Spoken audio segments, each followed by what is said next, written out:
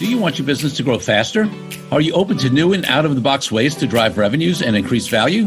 How do you imagine the most successful entrepreneurs and business leaders double, triple, or expand their businesses tenfold or more? The answer is deals. This is a weekly podcast featuring conversations with business owners, executives, and leaders as we reveal behind-the-scenes details that give you, our listeners, the confidence to pursue your own deal-driven growth. On the show, we discuss a huge variety of deals, everything from large, complex mergers and acquisitions to smaller deals that you can do even without significant capital. My name is Kupfer, and I've been supporting deal-driven growth for businesses for 35 years as a successful entrepreneur, professional negotiator, and attorney. My goal is to help you strategize, plan for, find, and complete deals that will help your company grow faster. Welcome to the Deal Quest podcast. Let's get started.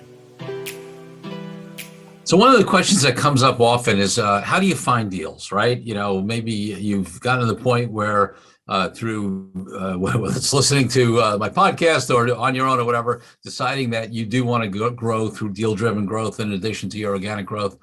And you even maybe have some ideas of the kinds of deals you want to do. And the question comes up is, how do I find deals? How do I locate deals? How do I locate companies to buy if I'm doing that, or to joint venture with, or to license my content to, or, you know, whatever it is, right? There's a number of ways you can do it. And let's talk about, obviously it varies based upon deal, but let's talk a little bit about some of the intermediaries in the space, what you can do on your own, and, you know, how deals get done. So one, obviously in certain spaces, certainly in the M&A space, there are intermediaries. What do I mean by intermediaries? Well, at the high end, there are investment bankers, right? Investment bankers who will take companies that are looking to sell and shop them, or do a what they call a buy side representation, where they represent buyers who are looking to acquire, and they actually go out and do the legwork and try to find those companies for you to buy, or package you to sell to someone else. And the thing with investment banking firms is that most of them will only work on deals, you know, at a certain size, right? You know, it might be let's say 10 million purchase price and up, or they might express it in, you know, in EBITDA. Maybe it's you know, it's a $2 to $3 million EBITDA, or maybe more, $10 million EBITDA, depending upon what type of investment banking, firm you're talking about. It's the bigger deals, you know, your $1 million, $2 million deals, $3 million deals, you know, under that, whatever, you know, usually not something, you know, an investment banker is going to be interested in, depending upon the industry. Now, there are some other intermediaries, whether you call them small investment banking firms or business brokerage firms, or other, you know, advisory firms that do work in that lower and middle market. And in fact, on the Deal Quest podcast, we've had several of those folks come on in different regions where they do work, you know, in those small and mid-sized deals. And, you know, those folks may not provide certain of the comprehensive services that the big investment banking firms do, but they still find buyers, you know, find sellers. They may do some level of evaluation services, maybe not as sophisticated as the bigger guys, you know, and they do obviously package you. But again, it's, you know, it's a different level of service, but it may be just what you need if you're using an intermediary there. Now, the other way, and this would apply not only to M&A deals, but it would apply to any kind of deal, finding a strategic alliance, a joint venture partner, somebody to license with, whatever, is basically, you know, your connections. I mean, it sounds obvious, but a lot of people don't do it. I mean, start with your professionals, for example, right? Any kind of, I mean, listen, if you have a very basic corporate lawyer, maybe just, you know, forms entities and drafts contracts, maybe they're not as well connected, you know, maybe they don't know your industry as well.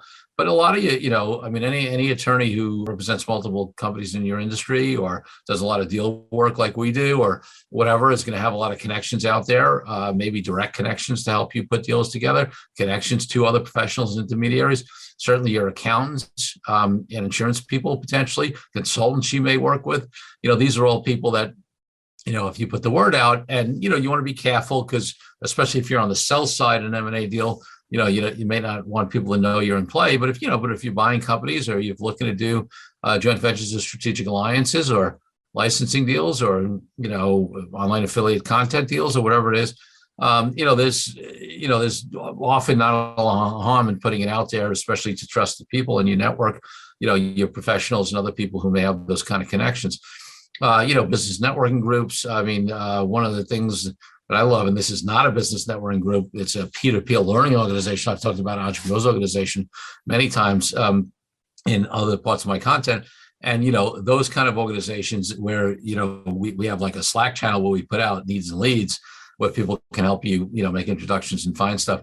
And then, industry conferences is a great thing. Whether it's in your industry or if you're looking to expand another industry, going to the conferences and just meeting people, right? Sitting at lunch, meeting them in the hallways. I mean, I've seen more deals and relationships built, and deals found in hallways of conferences than certainly in the rooms. And sometimes that's even more valuable. With all due respect to my I'm a professional speaker as well. My professional speaker colleagues, I'm not saying there's not value in the content, but sometimes the biggest value that gets done is in the hallways and over meals and drinks. So that's another way to do it. In some industries, there's directories and listings or online matching services. For example, in the investment advisor space, there's a number of online matching services that, where deals are listed. And that's true in some other industries as well, where you can see that companies that are for sale online and potentially, figure out there. Often, it's sort of like in real estate. Sometimes those deals are good, but those are sort of the on-market deals that everybody gets to see. And sometimes your best deals are quote unquote off-market. It's just that person you meet, those people that, maybe aren't really in a process to, have a lot of buyers or deal partners, lined up, but you find the right synergies, you build a relationship with somebody. Maybe it's somebody who's older in your space, who's looking to retire, you can take over their business, things like that. And listen, I think the thing, and there's a lot of other resources out there that I can talk about specifically, but to keep this, relatively short and sweet, I think the key item to say is that the process of finding deals takes time and resources. It takes attention, right? It's not something that you can do. When you decide you want to grow through deal-driven growth, whatever type of deal it is, that is a project that needs a project plan, that needs a team, that needs funding, that needs, maybe not be significant funding, but it's got to be funding enough where at least you can pay certain people's salary to take a portion of your time away from other income producing activities to focus on this, right? It may take some expenses to do research, travel, or whatever it is. So, one of the biggest things in general in just seeking deals is to make sure that you make it a priority and you block time and resources and you have goals and things like that around it as well. Yeah, listen, I mean, it's amazing how, and listen, there's social media nowadays and things like that, if it's appropriate, to put it out. The last thing I'll say is just consistently getting the word out there, right? If you're looking to grow through a particular type of deal, if you want to expand into geography, if you're looking to buy smaller companies, if you want to, do some sort of strategic alliances with certain types of companies, just put the word out there. It's amazing who knows whose brother-in-law is X or whatever. And so many deals happen through that, in addition to the ones, especially on the smaller side, in addition to the ones that happen through professionals and intermediaries. So those are my initial thoughts on finding deals. And I hope that was helpful. Take care. Thank you for joining me on this episode of Deal Quest, where we help you understand how deal-driven growth can be your ticket to freedom. I want to invite you to a unique way to tap into the wisdom and experience of the Deal Quest community. Join the Deal Quest Deal Den Zoom calls, a free monthly 90-minute mastermind. In the mastermind, we address all the challenges you may be facing and help support you with the opportunities that may arise in terms of deal-driven growth. You will get input not only from me, but all the members on the call will collaborate and serve each other in a mastermind format. To sign up for the free mastermind, go to www.corykupfer.com/dealden. That's corykupfer.com/dealden. I'll see you there.